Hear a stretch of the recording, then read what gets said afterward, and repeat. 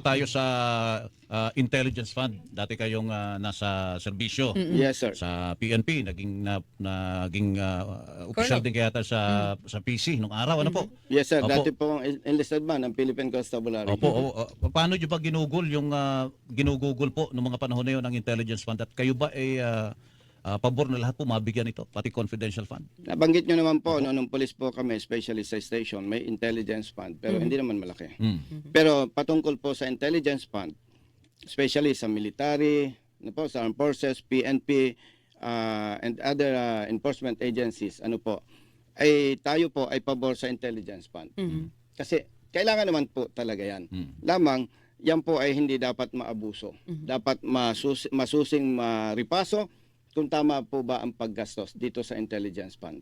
Sa anong paraan po natin gagawin yun, Congressman? Paano natin mababantayan ang tamang paggamit ng dalawang kontrobersyal na pondong ito?